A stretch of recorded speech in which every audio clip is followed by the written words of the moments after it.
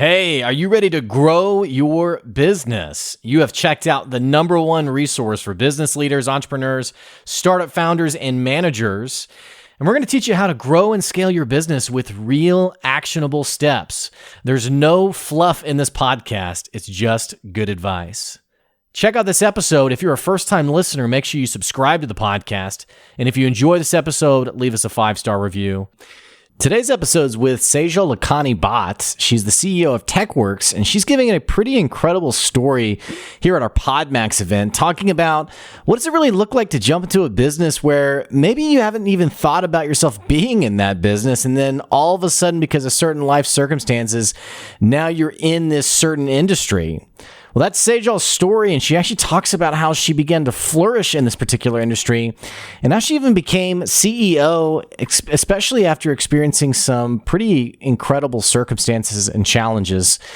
Hey, if you've been in the entrepreneurship world and you've been thinking about how do I really press forward and grow despite whatever challenges are before me, you're going to love this episode. Stay tuned. Here comes your good advice.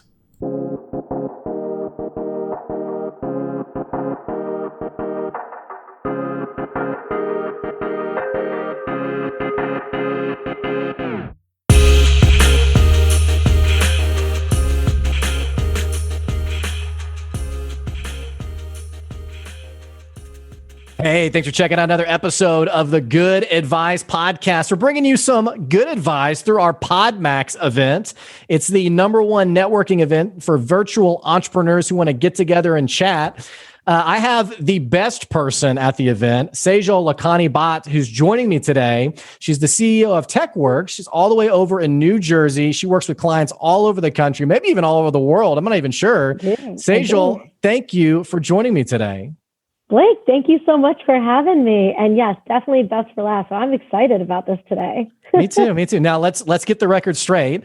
I said all over the country, maybe even all over the world. Tell me a little bit about what TechWerxe is doing for maybe the average listener who may not know a lot about your business. Mm-hmm. What are you guys doing?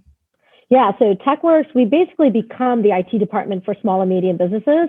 So everything from cybersecurity, backup disaster recovery, compliance, help desk. And we do that. We do actually have clients in other parts of the world, but our clients normally start here in the U.S. And then if they grow, et cetera, we pick them up wherever they're going. Mm-hmm. Now, Sejal, I think what's really funny about this topic of conversation is I love your business because it's like one of those things that the small to medium business owner doesn't typically think about until they really need it. And it's like, again, so they're screwed. Yeah, exactly. It's like, oh man, I needed that, especially like the cybersecurity part of it. It's like, oh, well, ransomware and all these things that only happens to major businesses. It would never happen to me.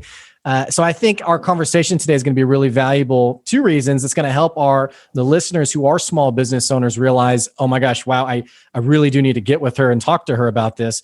But 2, I'm also really excited to hear more about your journey and how you've been growing the business, what that's looked like. So sure. Having said that, let's maybe start with you specifically. Tell the listeners a little bit about who you are, what's going on in your world, and how you kind of came about running this business. Sure. So I'll start with my mantra. It's be a Fruit Loop and a bowl of Cheerios. So I love that. I'm an ex-finance girl. So I worked through the banks. I was a trader for a bit and then worked through, 3 different banks over 12, 13 years, lived in 5 different countries while working for these banks, climbing that proverbial ladder that's so, sought after. And in 2012, I had an aha moment. I had 2 kids by then, one in 2008 and one in 2011. And we had just built our dream house. And I was just working so many hours. And I was sitting in a meeting on a Monday morning. And 42 minutes after, wasting literally 42 minutes of that meeting time, I got up and I quit. Quit my job, quit everything. Got on the train and then decided to call my husband and tell him that I quit. All right, so hang on. We gotta dig into this for a second. So you're in this meeting now. I mean, was this like death by 1,000 cuts? Like, had this been like the straw that broke the camel's back, or was it like this moment of like, what the heck am I doing? Like, what What it happened? was that moment. Okay. It was that moment. I was just sitting there and I'm like, I had been spending so much time. Like I said, I had a 1.5-year-old home. I had a 3.5-year-old at home. And, I was getting home at 7:00. My husband was picking me up. I was driving. I was leaving. I mean, that meeting was a 7 a.m. meeting on a Monday morning. And we spent 42 minutes out of the 60 minutes talking about football. I could have been home. So it was just one of those things. And I said, I'm out. I'm done. I think this is it. Thank you. So you get on the train, you call your husband. What's that call? Is he like, wait, what? Like, hang on. I mean, so he goes to me. I was like, hey, babe. And he's like, what are you doing? I'm like, I'm on the train ride. I'm on the train. He's like, what are you doing? I'm like, well, I quit. He goes, quit what? I go, my job. He goes, I think you should go back. And my husband was very even keel. And he was just kind of like, I don't understand. We just like built this new house and we talked about this, like quitting the job wasn't in our 5-year plan. Yeah. And I said, no. And I said, we'll figure it out. And I proceeded to take the next 3 months off and I hung out. I went out with my neighbors. Some of my neighbors don't work. We went Neiman for lunch every day. We went shopping. We picked up tennis and yoga. And 3 months later, I was like, oh, so I'm bored out of my mind. So now what? And in 2008, my husband had started this company. He founded it. I obviously helped with a lot of it, but he founded the company. He ran it on his own. And he goes, well, why don't you help me a little bit with this company? And I said, all right. And he's very tech focused. He's absolutely brilliant in the tech world. And I said, well, I started looking into stuff and a year went by and I really got into the sales and the marketing and the operations. I'm like, I can do this. And by 2014, I was CEO. Wow. Now tell me something. I mean, you have this time that you're sort of vegging out a little bit. And I would assume probably maybe recovering from the total burnout that, corporate life can be. Before this opportunity came along, I mean, were you also kind of like rediscovering who you were and like your drive and your energy, or what did that time look like for you? I don't know about rediscovering. I think I just needed a break. And when I was done with the break, I've always been involved in multiple things. Like right now, I run 4 businesses. I'm the CEO of 2 businesses on my own, and I have 2 businesses with partners, as well as 2 kids, a home, and everything else that goes along with it, right? And so I've always been busy. I just wanted the time. And I honestly didn't even think about looking for another job or doing anything at that point. I was like, maybe do some not-for-profit work. And then I started doing this and, everything happens for a reason and it just fell into place. Yeah. And, something else I'm thinking about too is, obviously these things start falling into place. You're kind of seeing these new opportunities come about. But what's really interesting is the initial decision you made to quit the job. And I've told the story 1,000 times, but I was talking to a friend of mine who he was basically just saying, my job is killing me. Like it's literally killing my soul. Yes. Like I'm dying. And I said, oh my gosh, like, what are you going to do? And he goes, I think I'm going to work another 5 years. And I was like, wait, what? But like, that is such a common answer. What do you think it was that's special about you that caused you to not sit in what was stale or what wasn't pinging or wasn't working?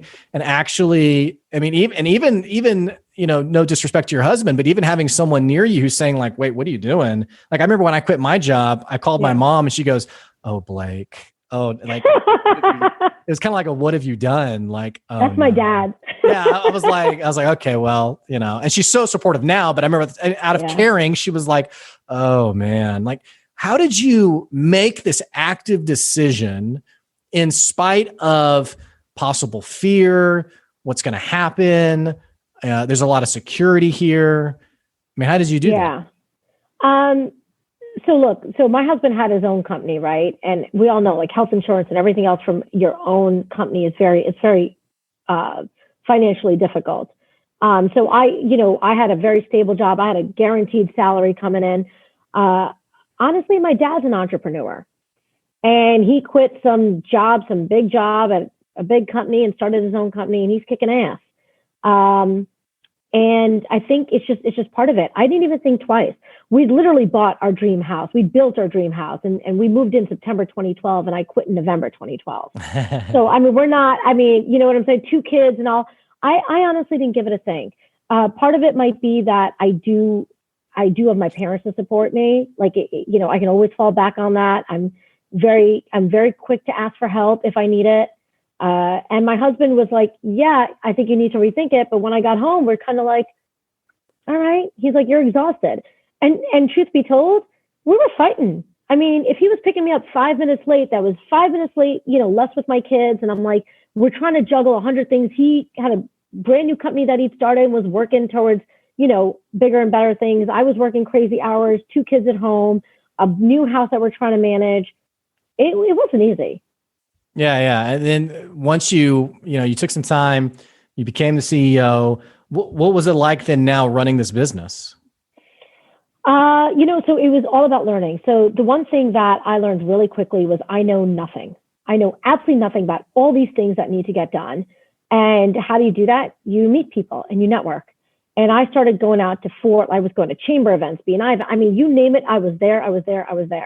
And what you end up doing is you start filtering. So you may meet 100 people at a chamber event and you pick the top 3 that made sense to you. And of those top 3s in 50 different places, you pull 3 out of that. And I started sort of making a network for myself. And now I'm part of 2 amazing organizations in which I don't care what my problem is, whether I need a kidney on the black market or I need to figure out how to scale my business to 100 million in the next year. Yeah. I've got people in both of these groups that will literally take me through it, that have either been through it or going through it or something. Your story kind of reminds me of, first of all, credit to you. I think it's incredible to have this open-minded, I don't know everything type philosophy, because it feels like today's entrepreneur, they fall in one of 2 buckets. Either they are that self-starter, willing to get out there and meet people and grow type of personality that you're talking about. Or on the flip side, I remember there was a guy who his business was failing and he said, do you know any good books that could help me? And I said, you should check out E-Myth Revisited, which is like just a really basic business book. And he goes, yeah, I didn't feel like it applied to me. And I was like, okay, well, it's a book about a failing business, which you have. But like, what about it didn't work for you? But I've just noticed that some people just don't have, I don't know if it's the appetite for growth or the willingness to meet people. I don't know. I think it's the vulnerability. It's hard to say you don't know something when you're running a business. And I actually thrive on saying I don't know it because I know that somebody I hired or somebody that I'm networked with does know it. So that makes me really smart to know those people that know it. So it's just, I don't know everything. And I don't know a lot of the things that I don't know, which by the way, people point out to me all the time. But, it's one of those things where we talked about the business and now I solely lead it. And it's a lot of the reason why I'm still here today and why my business is standing and why we are stable and why I've decided to launch a new business in January is because of my network of people that, helped me, you're right, you're wrong, and guided me through experiences and through advice. It feels like people don't, you're talking about this magic that comes out of networking. And it's like this authentic, real, deep network. Like I meet this person and now there's like this connection. It feels like today's entrepreneur isn't really quite sure how to network. And here's the picture I want to paint for you. Think about BNI, Chamber of Commerce, winning one of these number of events. You go to this event and the person comes up and meets you. They haven't even said anything, but yeah, exactly. You already, it's funny. I'm doing, yeah. For the listeners, I hadn't even done it yet. And she was already doing it, but I had my left hand ready of the handing the card. She was already doing it. So Sejal, you already know this, but it's the person who hands you the card and no words have even been exchanged yet. And it's also what we're seeing now on LinkedIn and these other professional platforms. I was just going to say that quantity. And there's no substance there. And so I think about today's entrepreneur, you're talking about these really, I'll say profitable, meaningful, valuable relationships that didn't come from, just the superficial instant, here's my card. Can you talk a little bit more about how you've developed relationships and what that's looked like for your business? Yeah, I can. So I'm part of 2 organizations and that's it. So one, you have that serial networker, right? We're part of like 36 chambers and 14 BNIs and I go to everything every day. And you can do that when you start because you need to get out there and you need to learn how to network. and I truly say that, learn how to network, right? What to say, what not to say, how to approach people, how often to talk to them, how to reach out to them, how to prepare for those meetings, that kind of stuff. But that being said, I've ended up with two groups, and that's it. I'm part of Entrepreneurs Organization, EO, which is a global organization. You've heard of it. Mm-hmm. So I'm on the board here for New Jersey, and we are 14,000 strong across the globe. I can call any EO member anywhere in the world, and they will pick up my phone call within seconds. I'm sorry about that. It's okay. And the second one is C4BX, which is Connect for Business Exchange. And we are 12 people in that group, and we're not looking to be more than 17. So it's a really small, tight group. And our only thing is to be trusted advisors. So you're talking about how do I develop these? You meet a lot of people, and you have to find out who you jive with, who some of these people, where they are. Do you want to be where they are right now? So a lot of the guys and ladies that I'm friends with or in my networking group, and I say friends because they truly are friends now, is that they're where I want to be in the next 6 months, year, 2 years, 3 years. They have strengths where I have weaknesses, and I have strengths where they have weaknesses. And we make it, you have to think about your relationships with your clients and the people, and not just clients, personal, friends, family, anybody.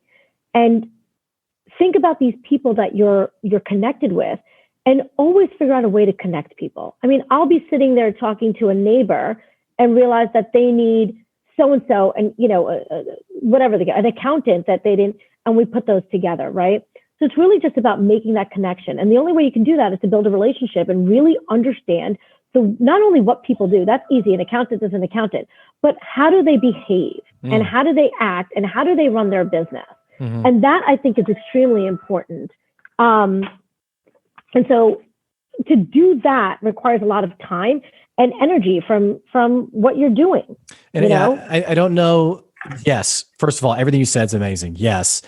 I don't know if every entrepreneur, and it's frankly, they're not made for entrepreneurship. I don't know if every entrepreneur or business owner has the patience that you're talking about. Because like you just said, it does take time to build those relationships. But it feels like a lot of people love the idea of entrepreneurship, or they love the idea of growing their business. But what they really love is like the sexy, what gets put on social media, 7 figures. I'm CEO. Yes. I don't manage anyone, but I'm CEO, and I get up whenever I want. I sleep however late I want, and it's just very. Yeah. That's not true, by the way, because I don't get up when I want, and I sure don't think I get any sleep. Yeah, exactly. Well, and something else you're talking about too that I think is really interesting. This concept of learning how to network effectively. I think that's a skill that not everyone has. I'll tell you a quick story, and I'd love to hear your thoughts on it. I had a guy who, it wasn't a networking conversation. He was trying to sell me on something.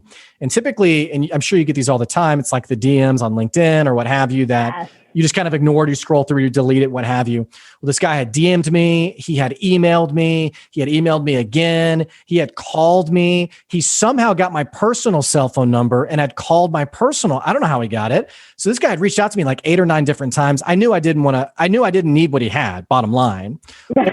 After like the 10th reach out, I thought, okay, this guy's being very persistent. So I messaged him back on LinkedIn and I said, hey, I know I'll tell you right off the bat, I don't want to buy it, but because you've reached out so much, I'd be happy for us to sit down, chat. And if I know anyone who could use your product, I'd be happy to give you some people. He never responded, like disappeared. No. Like as soon as I said, I'm not going to buy, it was like, I'm out of here. And it feels like people today are so, that's why I say the patience thing. They're so, how do I get to that next sale as fast as possible? Yeah. That they're not willing to put in, like it's almost like gardening, like actually like the digging and like the planting and that sounds like something that you've really honed really well about you. So I'll agree with you a little bit. I think it takes time, and I think what people don't want to do, you're right, they don't want to spend the time because they want the quick wins. And I don't remember who it is that said it, but it's top line's vanity and bottom line's sanity. And people look at some of this stuff as a top line thing. And they're like, oh, I can be an entrepreneur and I manage 15 people and I have 5 million in revenue. Okay, but you're dropping 2% to your bottom line. So you can have 1 million in revenue and drop 20% to your bottom line, right? and have 2 people employed. And I think the problem is that people don't want to take the time, like you said. They're not interested because they're just you're not interested. There's 1,000 people out there, and 1 out of the 1,000 will bite. When I'm done, it's a numbers game. And sometimes the numbers game works. Sometimes it works, and sometimes you get to a point where you're a little more seasoned than that, and you're thinking, I've got a trusted advisor group, and when they walk into a client, this is not a sale for me anymore. I walk in and I say, hey, Blake, listen, I know you have this down, but I'm going to show you something. I'm going to introduce you to an accountant who is truly going to take your business to the next level. And I want you to meet with him. I'm not even asking, and you're not even debating, because I'm your trusted advisor. And you know that what I'm doing for you is in your best interest, not in mine. Right. And so I think that's like that next level of networking. That's that next level of building a business. How does the new business owner get to that point? Because I think owners right now are listening, and maybe they're even thinking about the quality of connections they have right now. And it's like it's kind of random things. It's like even maybe MLM, it's like the only people they really know. How for the person listening who's thinking like, wow, I want that highly trusted group, and I want to be that person who gets recommended in that way. How does someone get to that point? Be that person first. Be that trusted person. Be the one that's making the connections. Be the one that's recommending people. What you are is what you'll attract. That's powerful. Yeah. And I don't know if people, I'm sure everyone just heard that and they were like, yeah, I do that. But I don't know. I think there's an implicit amount of self-awareness of like, it's like the client who you were like a total knockout who, they loved you. And then the client who they never called you back, and like taking a second and thinking, okay, why didn't they call me back? Okay. Maybe I'm not everything I think I am, and I need to become that. I don't know. Or I'm okay with not being that because that client wasn't profitable, and see you later. Yeah. Right? That's It's got to go both ways. Yeah. It's got to go both ways. We fire clients at the end of the year. I call it cleanup time. Go through all my numbers. And I'm like, these clients cost us money. They didn't make us money. Goodbye. And that, I think that's a big thing. Look, part of it also is how you are with people and how they are with you. I have my trusted advisors. I have, like I said, 2 different groups of people, right? 2 different organizations. But within those 2 organizations, I have some people I implicitly trust. And when I say implicit, if I say so for example, I'll give you an example. It just happened yesterday. I had this idea of something I wanted to do with my business. And I'm going to apologize in advance for the verbiage I'll use, but, I was talking to one of my implicit advisors, and he's a great friend. And I was like, hey, listen, I'm thinking about doing this. And he goes, I think that's the stupidest fucking idea you've ever had. And I'm sitting there going, well, that was rude, condescending, obnoxious. Like, okay, like we didn't have to have it that way. He goes, I'm being transparent. He goes, that's a ridiculous idea. And then he took me through the thought process, and I was like, yeah, okay, that makes sense. But you get to a point where there's some people that you talk to that when they say it's not working, you actually truly believe it. And you can believe it because they're only looking out for your best interest. There's nothing in it for them. And I think when you start to do that for other people is when you'll see that people do it for you. And though that's your inner circle, that's that close little knit circle that you have. And it's not even just, see here, now we're getting to some really just incredible insights for the business, and thinking about not even just your inner circle, but I've known people to avoid having honest conversations with their customers because they don't want to hear their customers tell them that was stupid, or that was bad, or that didn't work. Or there's a really great book called Passing the Mom Test. And basically the premise of the book is, if you want to grow your business to anything sustainable, you have to pass the mom test, meaning you have to get out there and ask people who have no bias and no stake in your business. Because right now there's a growing trend of business owners who think they have the best idea in the world because all they asked is their mom. And, like, oh, I love you. Of course, they'd be crazy not to buy it. It's the best idea I've ever heard. Or they ask people who have like I had a guy who he was asking me about a business idea, and it's targeted for single mothers who are empty nesters who are in like their 40s. And he goes, what do you think about this? And I was like, what about— I'm none of those. What about me? Just checks the box for you for that. But I've noticed this habit in business owners, not just in avoiding those, honestly, it's avoiding that candid And going back to your original point, being vulnerable enough for someone to say, that's terrible. That doesn't work. Not everyone's willing to put themselves out there, I think. No. And look, even though I did it with somebody that I love and implicitly trust, I was pissed. I was like, that is just, and I was like, look, I'm really mad at you right now. And I think we should hang up the phone and we should talk later. And we did. And then we spoke again that evening. And I'm like, I get it, but I'm not necessarily sure I agree. But, let's talk through it. People want to be confirmed. They want to feel, so they're going to go to people that are going to bring that yes to them, that confirmation that whatever they're thinking is good.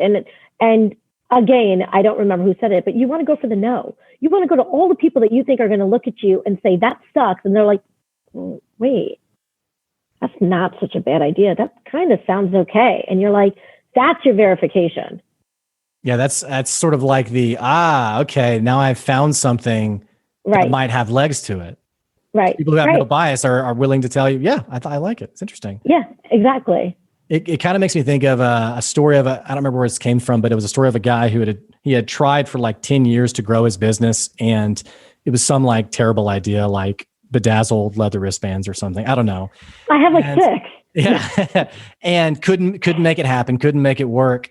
And at the end of the day, people were like, wow, well, hey, you hung in there. He ended up closing down the business. People were like, hey, you should be proud of yourself. Hey, this is really noble of you. You spent 10 years working on it. That's worthy of recognition.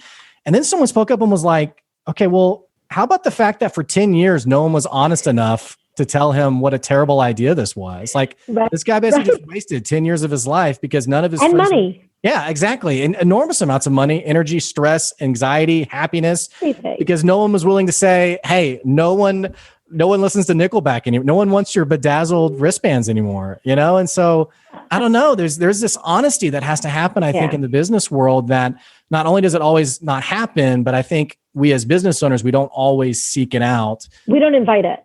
Right. We don't invite it, but we have to have a trusted circle to have it. I mean, my trusted circle is filled with people that will flat out, and not just professionally, mind you, when I'm a bad mother, when I am impatient, when I've done something that, for whatever, whether it's with, the lawn mowing guy or like my kids or whatever, they're just like, dude, that's not good. Or you want to do that. I mean, it's got to be across your life, right? You have to either be that person or you're not that person.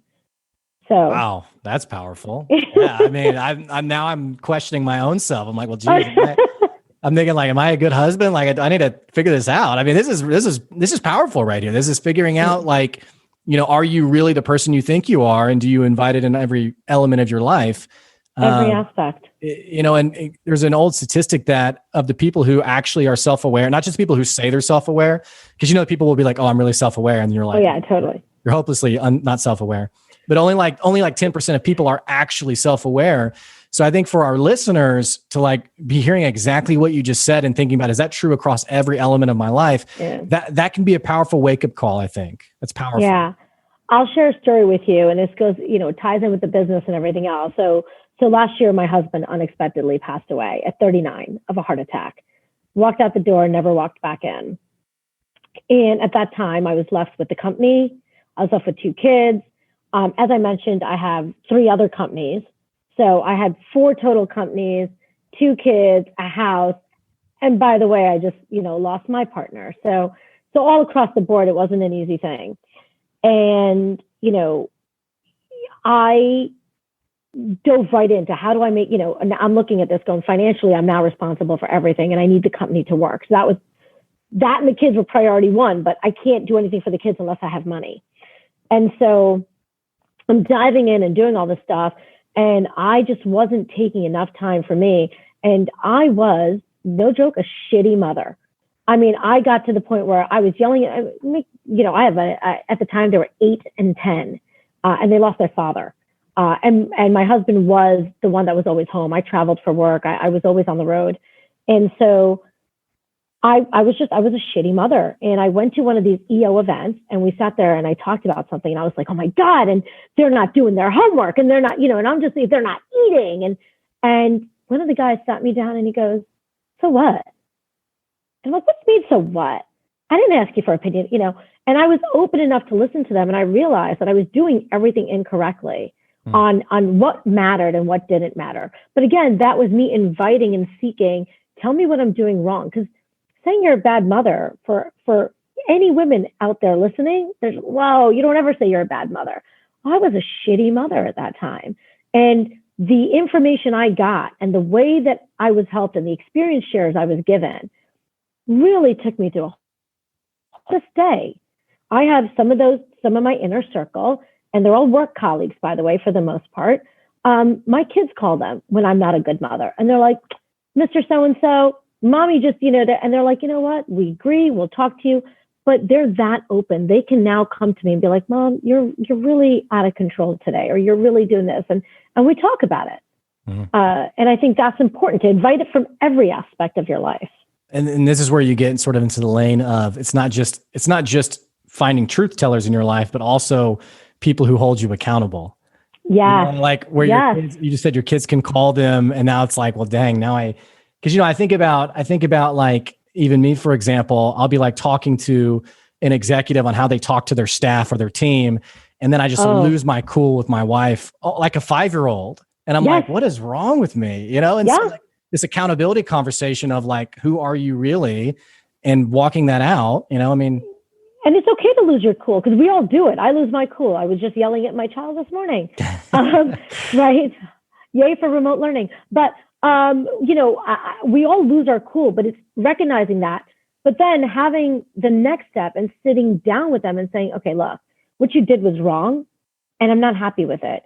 But the way I treated you wasn't right either. Okay. Yeah. So let's just have that conversation, and having what we call an EO, a clearing conversation, right? Bring it out so it doesn't sit there, so that 3 weeks later, I'm not yelling at my husband again going, but 3 weeks ago you did. Oh, for shit's sake, we already got past that. I thought, well, apparently not. It's the hand from the grave, or the ammunition that gets stored up. It's like, I thought we were done with this. Jeez.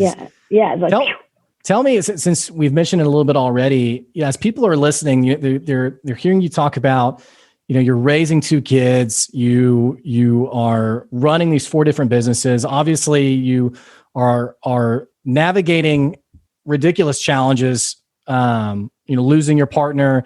But surprise, surprise, we're still in the middle of COVID. There's so much happening right now. How do you manage everything? Like, how do you, I think about for myself, I'm tired enough. I have a newborn, like between the newborn, COVID, what the heck's going to happen with this election? And then like my business, I'm like strung out, emptied out. And so I think about you running 3 more businesses. How do you have the energy for it all? How do you focus? How do you know what to focus on? Like, what does that look like for you? So I am a very firm believer in balance not existing. So I every day it depends on the priority. So TechWerxe might be my priority for some days. CloudWorks might be my priority for some days. The liquor store might be my priority for some days. The real estate stuff is my priority for some days. My kids are my priority for some days. And you know what else? I'm my priority for some days. So look, this week has been a really rough week. I've barely seen my kids all week. I've been extremely busy with board meetings and this and that. And that's okay, because we talk about it. My kids know that I work to, have a living so that they can have this. So we talk about it. But this weekend is all about them. I've got 4 soccer games and 3 this and 3 this, and I'm not going out and not doing anything. Last weekend, I gave them to my parents and said, I need 2 days alone. Thank you. And that was that. My in-laws, my brother-in-law, my sister, my parents, they're all very helpful. So having that support system, having that network, and then just figuring out what the priority is, maybe for that hour, for that day, for that week. It just depends. I think there's something freeing about what you just said of it doesn't necessarily have to be a balance where it's like, 50-50, but there's no balance. Yeah. It doesn't exist because you fail at everything. Yeah. And it's almost why there's like conference after conference after conference on like getting balance, and people are sort of lining up and they're wondering, why can't I achieve this? I think what you said spot on. It's not achievable. And I think when everybody talks about work-life balance, I get this question a lot. They're like, you're a mother, you're this, how do you have work-life balance? I go, I don't. I don't. There are days that the last 3 days, I've not seen my kids almost for more than 3 hours in the last 3 days, 4 hours maybe. Yeah. Wow. And that's okay. And that's okay. The other part of this entire thing, believing that there's no balance, is you can't feel guilty all the time. You can't sit there and be like, oh my God, I've only seen my kids for 4 hours. Everybody on this podcast is sitting there going, wow, what a mother. And I'm thinking, you know what? Let me tell you what I did get done in the last 4 days that allow me to now spend the next 3 days hanging with my kids and not worrying about anything. Yeah. No, I think that's powerful. And it's exciting to hear someone sort of pull back the curtain, because I think again, in like what gets presented on social media, what like the naive new entrepreneur sees on social media is I have just endless hours in the day. I do everything that I want. And in some ways, you choose what you spend your time on, but it's like, I have plenty of time for my kids. I have plenty of time for the business. I have plenty of time, for whatever hobbies. And I just don't, the more I've talked to people, I have rarely seen that ever to be the truth. Yeah, I think it is true in blocks. Yeah. So last week on Friday, I played tennis for 3 hours, and then I went up and met up with a friend at 3:00, and we drank until 6. Yeah. I did that on a Friday. I could do that, and that's okay, because Thursday, Wednesday, Tuesday, I work my butt off. Yeah, you put in the work to get, exactly, to get you that there. Time. Exactly. Yeah. So I think it's just, again, it's about what do you want to do? But I know that if I don't take care of myself, there's no way I can take care of my kids and everybody else. It's just impossible. I've heard the analogy of, when a plane's going down, you put on your own mask before you put on. Mask first. Yeah, yeah. Hopefully the plane's not going down, but No planes are really flying that much right now. But that's because of food. But you can't fill somebody else's cup if you're empty. Yeah. And I learned a lot of that after my husband passed, because, I had a lot of cups to fill. And my mom stayed with me for 2 months after my husband passed. And she would sit there and be like, you're starting to lose it. She'd call a girlfriend of mine and be like, take her to the bar, let her go drink and hang out. I will I'm Indian, and we have after somebody passes, I was talking about 100 people in my house every day for about 30 to 45 days. Okay. That's a lot of people. And she would literally be like, I let them all know that you went upstairs to bed. Please take her. She needs to get out. You need to re-energize. You need to get yourself filled. Otherwise, it's really hard for you to do anything for anybody. Well, so during this COVID season and, not really knowing what's going to happen in the future, what's next for you? Like, what are you focusing on? You mentioned you have these other businesses. What's the future look like for you? So I'm happy to say that, when we were going through all of this after my husband passed, and I had to figure out everything that needed to be done for this company, that even though I led the sales and operations and marketing, he led the tech, and we're a tech company, so the tech was a little important, is we finally stabilized, and over COVID, we've grown. We're fully stable. I'm launching a new company in January called TechWerxe. And so that is basically a cloud platform similar to AWS and Azure, but for small and medium-sized businesses. So we're doing that for other IT companies. And I'm just focusing on continuing to grow TechWerxe. We're, every year we've always had a 5-year plan, and we've done our EOS, and we've done our quarterly milestones and our monthly milestones. And after he passed, I threw all of it away. I was like, I can barely see past next week. Mm-hmm. And we're at a place now where we can. And that said, we didn't lose a single client. We didn't lose anything through the entire time that we had to restabilize. How did that happen? How did you do that? Again, relationships. Yeah. It's all relationships. It's my clients, I'm close with them. I'm close with all of them. One of the things I say is I never want to take on a client that I can't drink with or shoot the shit with. We need to be on the same wavelength. We need to be able to talk. You need to realize that you hired me as an expert to come in, and you need to feel that you're being heard. And if we can't do that, you're not going to be a good client. I'm not going to be the right vendor for you, and really even shouldn't start this relationship. Yeah. Yeah. Well, and I love your comment too on relationships. It makes me think of, so when COVID was about like a month deep or 2 months deep, I had called even like former clients just to check in and say, hey, how you doing? What's going on? And one of them was a dental practice. And he said, man, Blake, I'm so glad to hear from you. We talked a little bit, and he said, what's funny about hearing from you is we don't work together anymore, but I've heard from you. I've heard from my accountant. I've heard from you named like 8 other people. He said, how I haven't heard from? My insurance agent, my business insurance agent, who should be like taking care of All me right over. now and like all these different things. He's like, that's the one person I haven't heard from. And so as soon as this thing's done, I can tell you who I'm done. Exactly. And so I think that is just it's an example that points out how important relationships are, even when there's nothing to sell in the moment.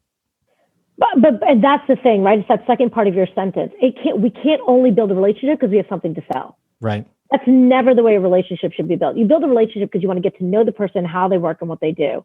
What comes after, it'll all fall into place if you're building the right relationships. Powerful. Now tell me what, for the listeners who want to maybe learn more about you, they want to learn about your other businesses or even TechWerxe, what's the best way for people to follow up with you or engage with you? You can check out my website, TechWerxe.com. It's TechWerxe.com. Or you can email me at slakhani@TechWerxe.com. Awesome. Well, Sejal, it's been awesome having you on the podcast today.